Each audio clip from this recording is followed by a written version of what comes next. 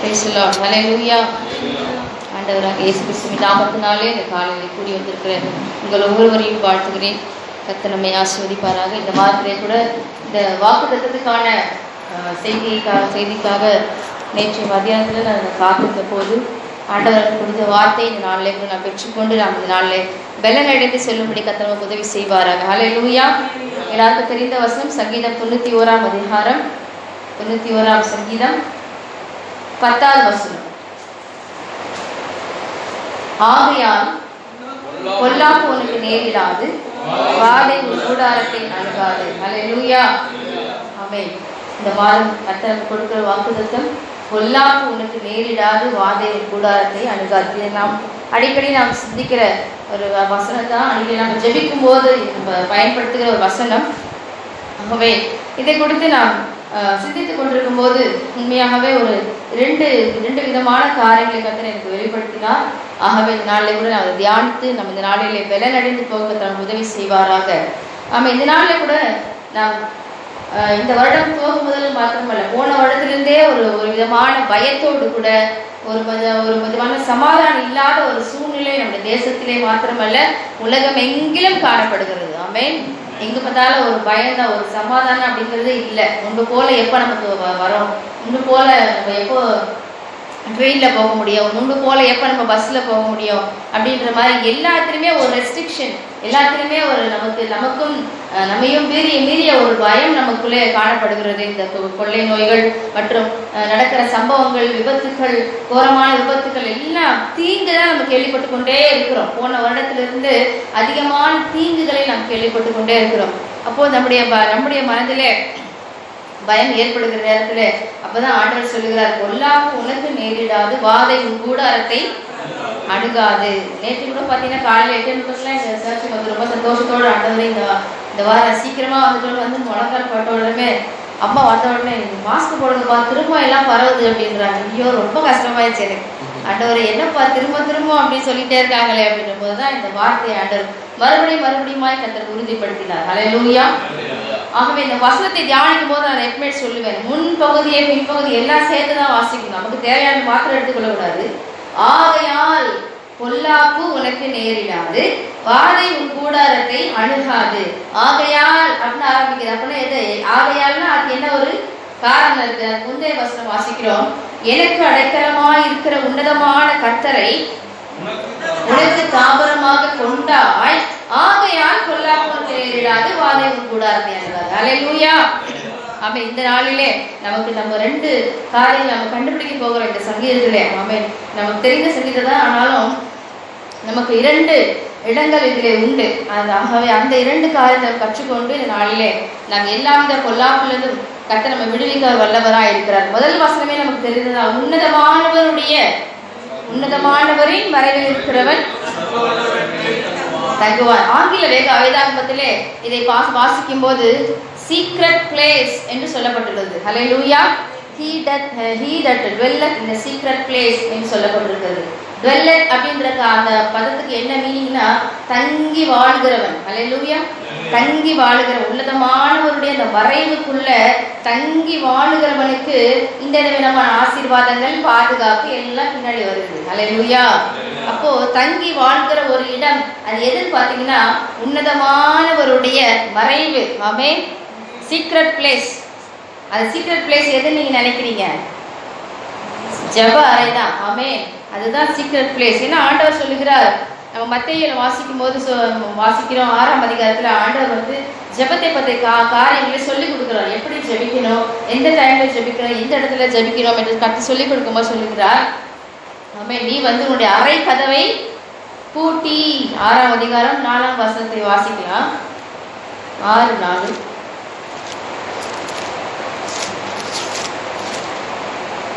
அப்பொழுது அந்தரங்கத்தில் பார்க்கிற உன் பிதா, அந்தரங்கத்தில் பார்க்கிற உன் பிதா வெளியரங்கமாய் நமக்கு பலனளிப்பார். அப்போ அந்த அந்தரங்க ஜெபம், சீக்ரெட்டான ஜெபம், அந்தரங்கமான அந்த மறைவுக்குள்ள, இந்த ஆண்டவருடைய மறைவுக்குள்ள நாம் வரும்போது உண்மையாகவே நமக்கு ஒரு பெரிய பாதுகாப்பு உண்டு.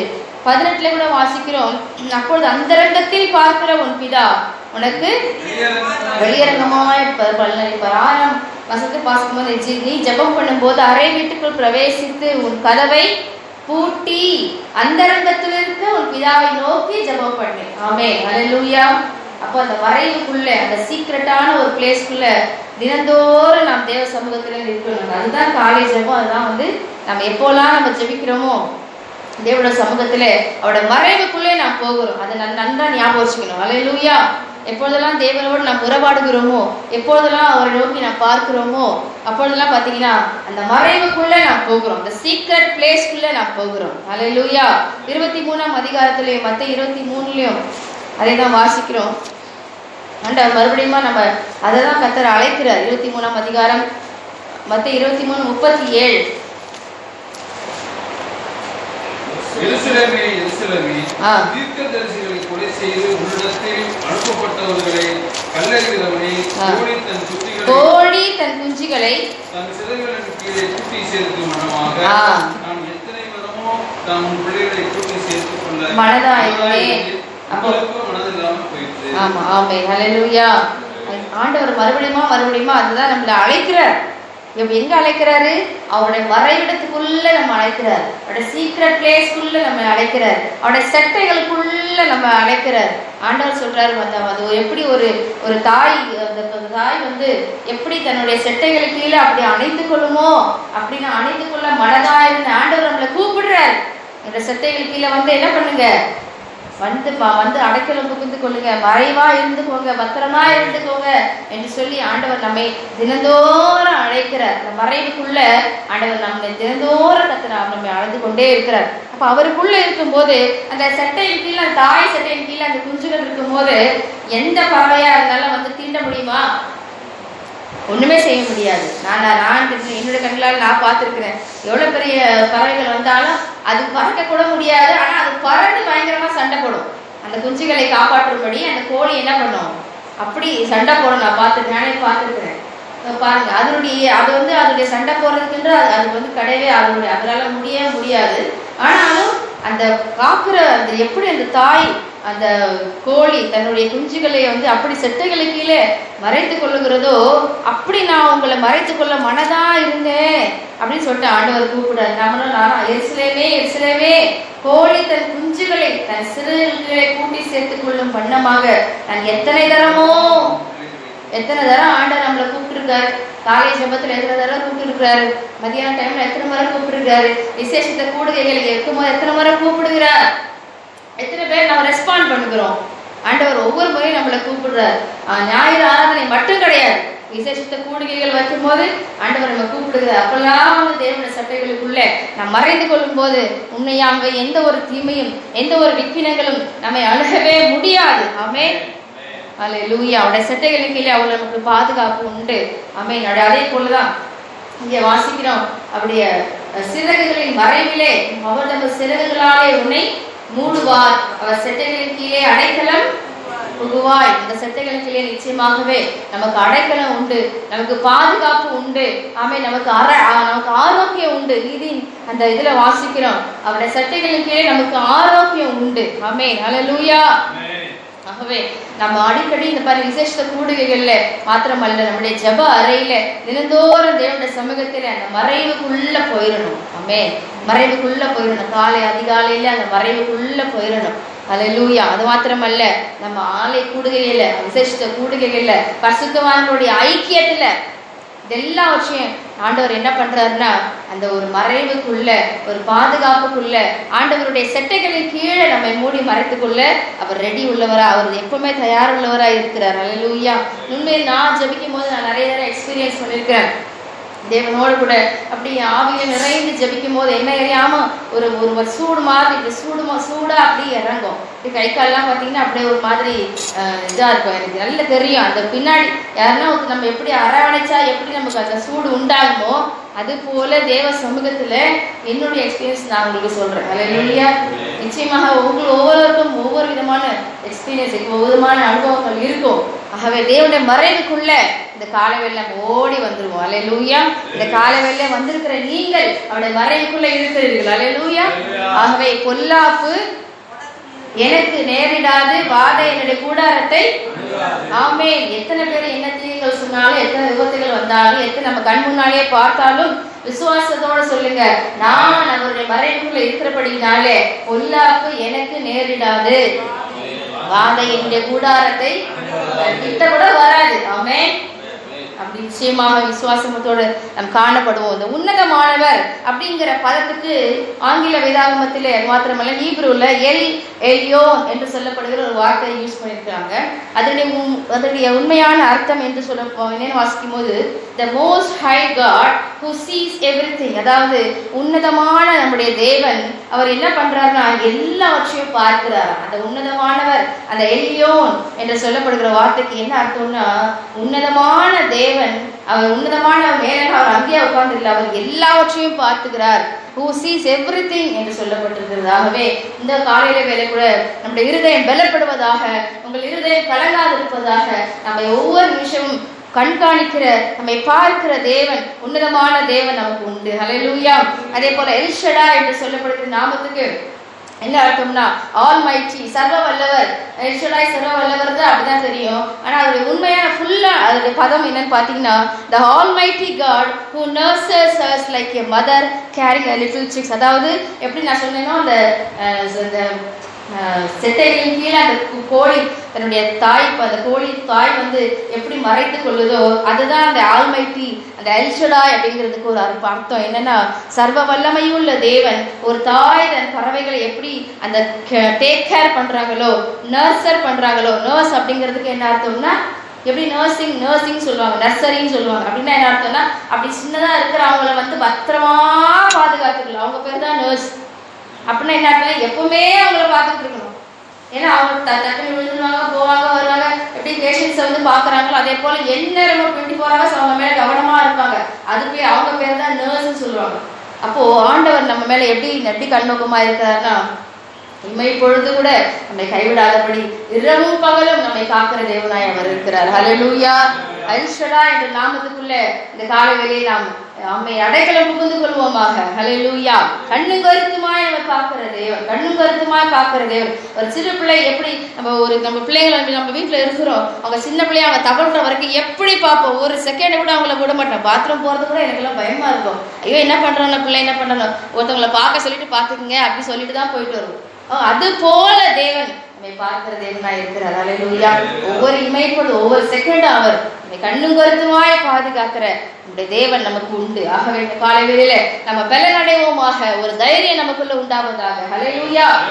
முதல் வாசகம் அவருடைய மறைவு, முதலாவது காரியம் அவருடைய மறைவு. அந்த மறைவு வரும்போது நிச்சயமாய் நமக்கு பாதுகாப்பு உண்டு. அடுத்ததாக ஒன்று வாசிக்கிறோம், அவருடைய சத்தியம். ஹல்லேலூயா.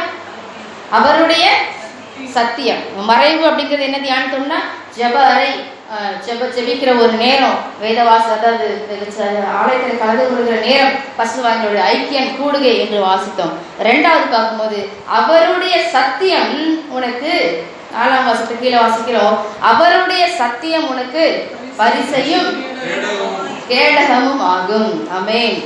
சத்தியம் என்றால் என்ன? நமக்கு தெரிந்த வசனங்கள் தான். அவருடைய சத்தியம், சத்தியம் சொன்னாலே நமக்கு தெரிந்தது, நானே வழியும் சத்தியமும் ஜீவனுமாய் இருக்கிறார். அப்ப ஏசப்பா தான் சத்தியம், அவர் தான் சத்தியம். அவரை அறிந்து கொள்ள அவற்றிலிருந்து சத்தியங்களை, வசனங்களை நாம் பெற்றுக் கொள்கிறோம்.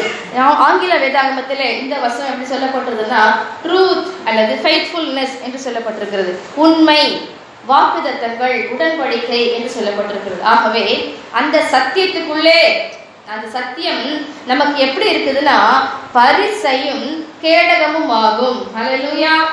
பரிசையா பார்த்துருக்கிறீங்களா? பரிசையும் கேடகம், யுத்த களத்திலே அந்த வார் எக்யூப்மெண்ட்ஸை வந்து யூஸ் பண்ணுவாங்க. அவைகள் சத்ருவிடத்திலிருந்து வருகிற சகல தீமைகளுக்கும் எதிர்த்து நிற்கும்படியாக, தடுக்கும்படியான ஆயுதங்களாக அது நமக்கு கொடுக்கப்படுகிறது. அப்போ அந்த அவருடைய சத்தியம் நமக்கு எப்படி இருக்குதுன்னு பாத்தீங்கன்னா, அவருடைய சாத்தான் கொண்டு வருகிற நமக்கே விரோதமாய் தெரியாம வைத்திருக்கிற கண்ணிகள்ல இருந்து நாம் தப்பும்படியாக அவருடைய சத்தியம் நமக்கு உதவி செய்கிறது. ஹல்லேலூயா.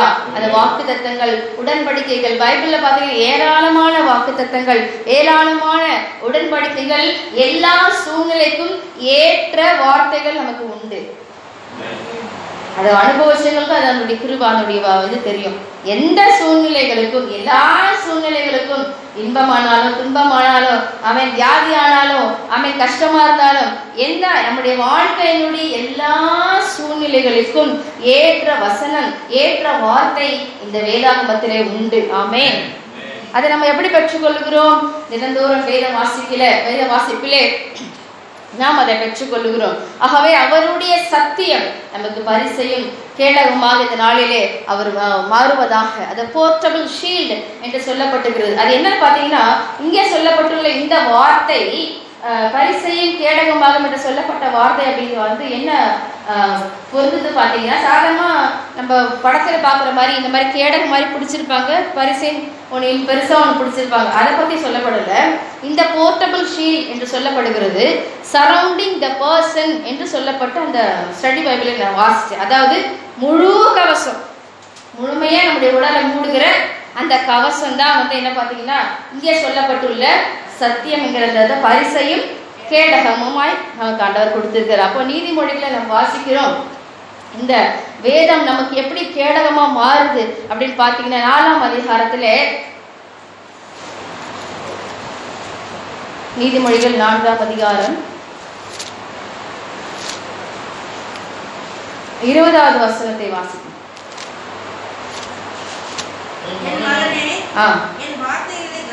என் வார்த்தைகளை கவனி,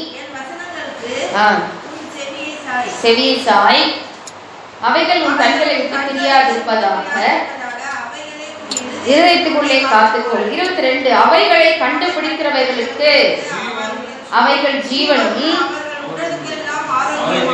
ஆமே, எல்லாருமே சேர்ந்து சொல்லுவோமா? அவைகளை கண்டுபிடிக்கிறவர்களுக்கு அவைகள் ஜீவனும், அவர்கள் உடலுக்கெல்லாம் ஆரோக்கியம். சொல்லுங்க, உடலுக்கெல்லாம் ஆரோக்கியம்.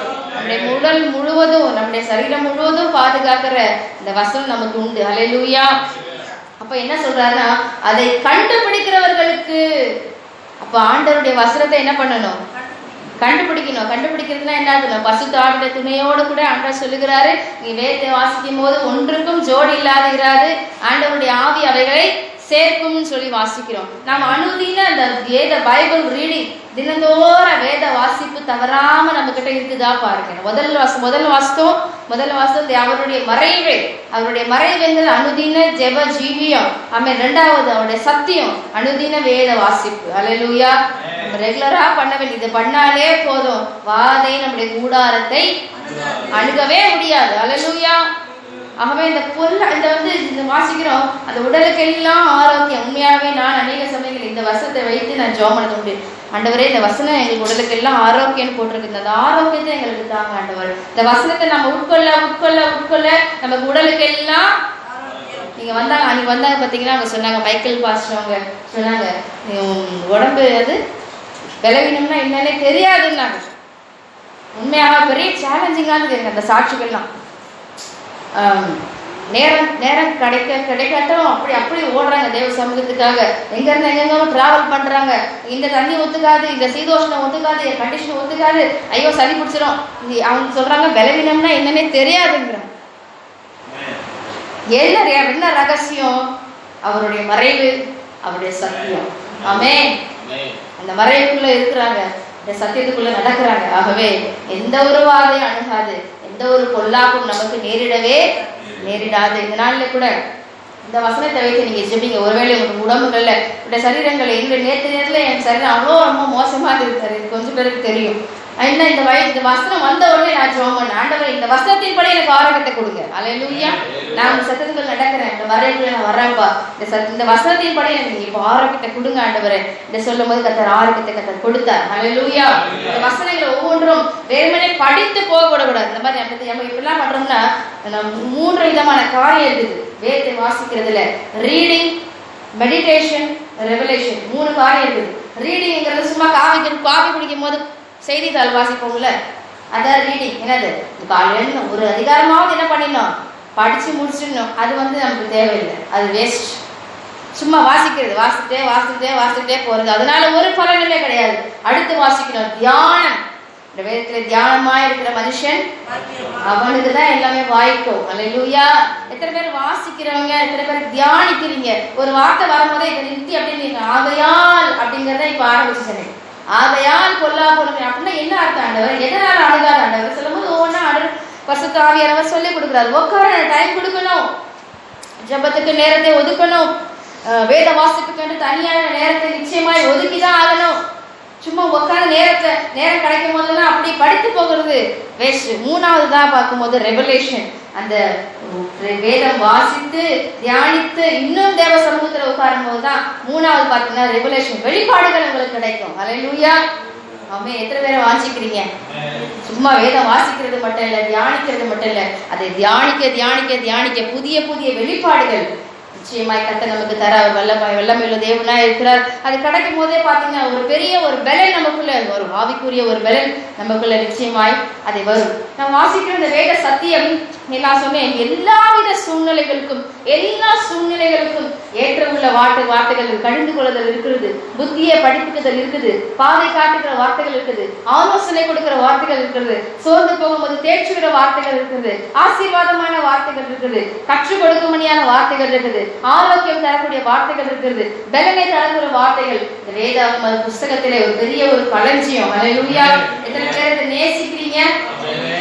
அல்லேலூயா. ஆமென். உண்மையாக கர்த்தர் ஸ்தோத்திரம். நம்முடைய சகோதரிமார்கள் மற்றும் எல்லா சகோதரர்களும் அநேகர் வேதத்தை நேசிக்கிறவர்களாக கர்த்தர் இந்த சபையில கொடுத்து கர்த்தர் ஸ்தோத்திரம் பண்ணுகிறேன். அல்லேலூயா. ஒரு வேதத்தின் மேல ஒரு வாஞ்ச, ஒரு தவணம் வாசிக்கிறோம், பேதுருல வாசிக்கிறோம், சிறு பிள்ளை எப்படி அந்த ஞான பாலின் மேல நீங்க வாஞ்சையா இருங்க, ஒரு குழந்தை எப்படி அந்த பால் மேல அப்படி ஏங்கி தவிக்குமோ அது போல தேவனுடைய வார்த்தை மேல, தேவனுடைய சமூகத்தின் மேல நம் வாஞ்சையா இருக்க வேண்டும். அல்லேலூயா. இதனால நம்ம வாசித்தோம் ரெகுலரான சீக்ரெட் பிரேயர், ரெகுலரான பைபிள் மெடிடேஷன், இந்த ரெண்டு காரியம் நிச்சயமாய் நமக்கு கண்டிப்பாய் அது நமக்கு தேவை. அப்படி இருக்கும்போது நிச்சயமாய் நம்ம சொல்ல முடியும், பொல்லாப்பு நமக்கு நேரிடாது வாதையுடைய கூடாரத்தை. ஆமே. ஒரு நாள் நான் கூட பாத்தீங்கன்னா இந்த வேதத்துக்கு தியானிச்சு எப்பவுமே ஹின்ஸ் எடுக்கிறது வழக்கம், அப்படி தியானித்து கொண்டே இருந்தோம். இப்போ ரீசெண்டாக இந்த போன வீட்டில் வந்து ஒரு சின்னதாக நான் சொல்கிறேன், ஏதாவது எல்லா காரியத்துக்கும் எல்லாத்துக்கும் பைபிள் ஆன்சர் இருக்குன்னு சொல்கிறதுக்கு எக்ஸாம்பிளுங்க நான் உங்களுக்கு சொல்கிறேன். அதாவது இந்த உப்பு தண்ணியாக இருக்குது, அது வந்து ரொம்ப எனக்கு ஒரு பெரிய கஷ்டமாக இருக்குது. ஏன்னா இந்த வீட்டில் அந்த உப்பு தண்ணிங்கிறதே கிடையாது, தண்ணிக்கு ப்ராப்ளமே கிடையாது. இந்த இடத்துல இந்த தண்ணி மட்டும் தான் கொஞ்சம் ப்ராப்ளமாக இருந்தது. ஆண்டவரே இதுக்காக ஜெபம் பண்ணேன்.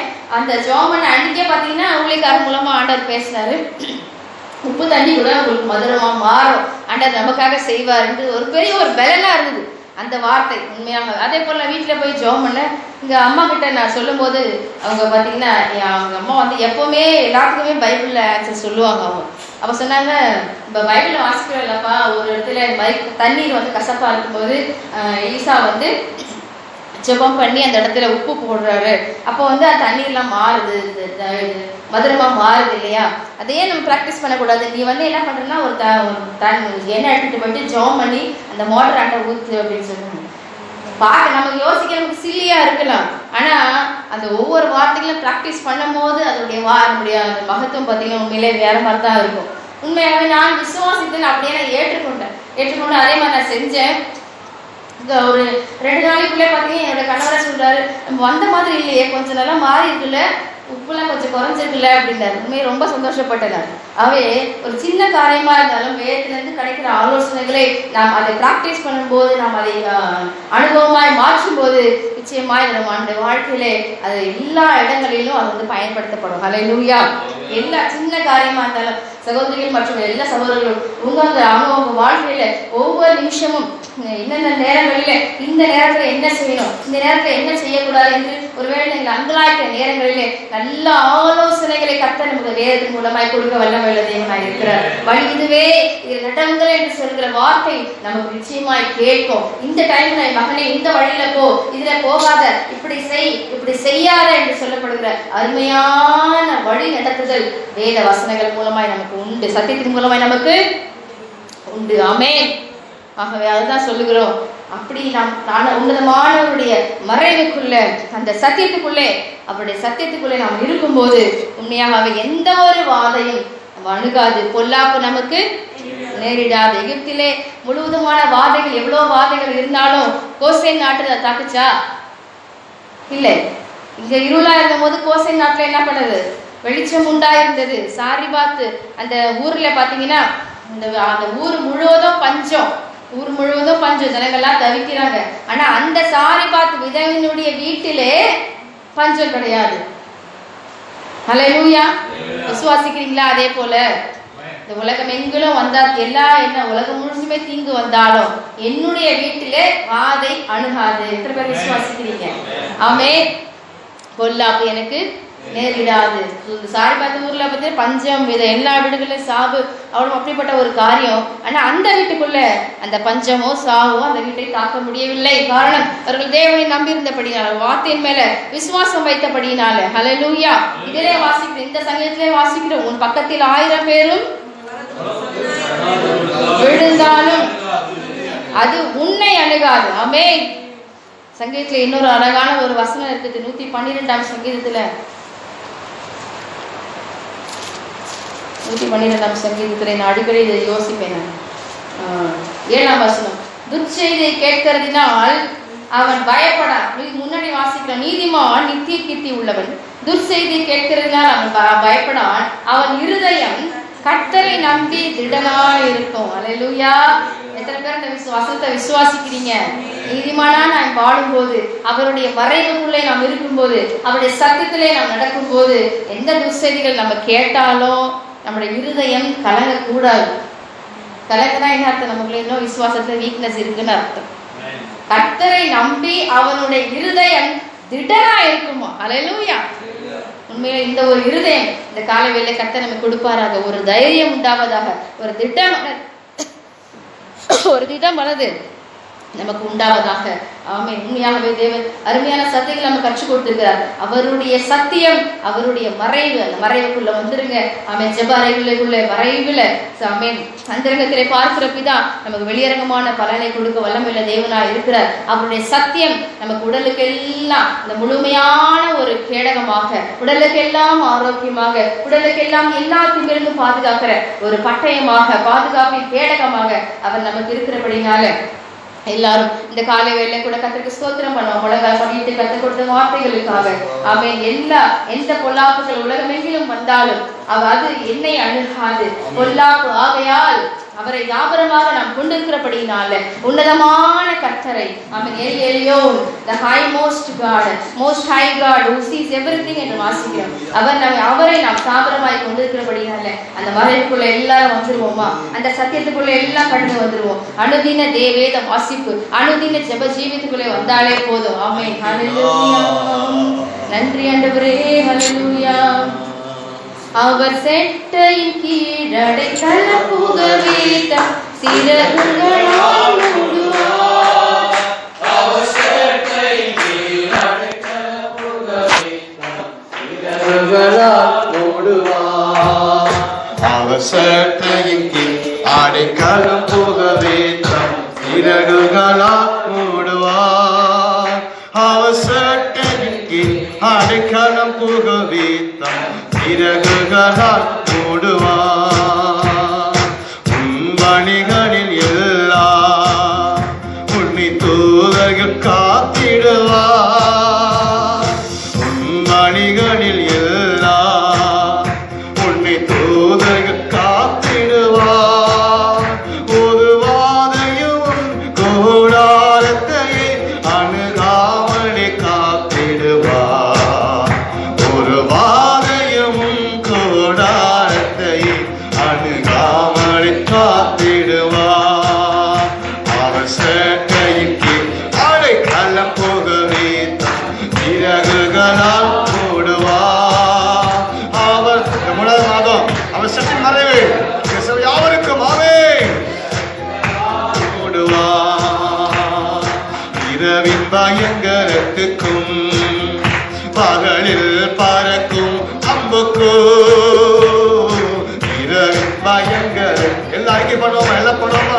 பகலில் பறக்கும் அம்புக்கும் இருளில் நடமாடும் கொள்ளை நோய்க்கும் நாம் பயப்படவே மாட்டோம்.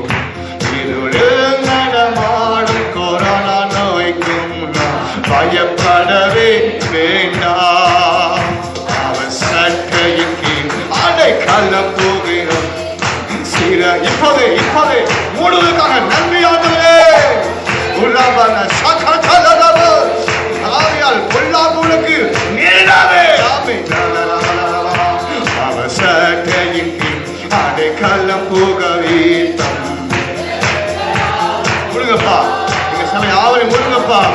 விட்டால் யாவரையும் மூடுங்கப்பா. உங்க அடைக்கலம், உங்க சத்தின் மறைவு, உங்க பாதுகாப்பு, ஆரோக்கியம் அவசட்டையின் அடைக்கலம் போகவே சீரகுகள் உங்களுக்கு சிறப்பான பாதுகாப்பை சுதந்திரிக்கிறோம். வாக்குத்தத்தை சுதந்திரிக்கிறோம், வெற்றி கொள்கிறோம். ஆமென். அப்படியே ஆகுது. ஹல்லேலூயா, ஹல்லேலூயா, ஹல்லேலூயா. எங்கள் ஆண்டவரே வாக்கு பண்ணவர், நிறைவேற்ற வல்லவர். ஹல்லேலூயா.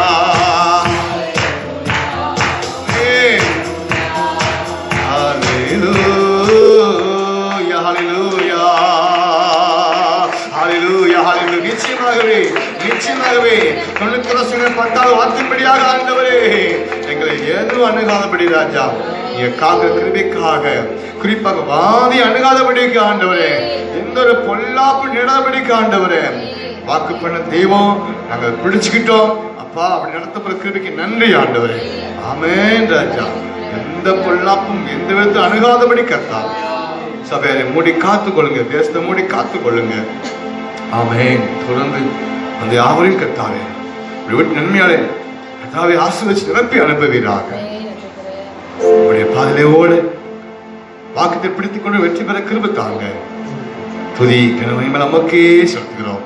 நாங்கள் ஆசீர்வதிக்க பெருகணும். இயேசு கிறிஸ்து மூலம் பிதாவே.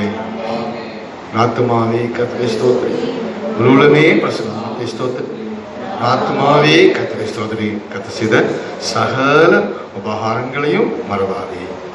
நம்முடைய பிதாவாகிய தேவனுடைய அன்பும் கர்த்தராகிய இயேசு கிறிஸ்துவின் கிருபையும் பரிசுத்த ஐக்கியமும் அனைவரோடும் சதா காலம் இருப்பதாக. ஆமென்.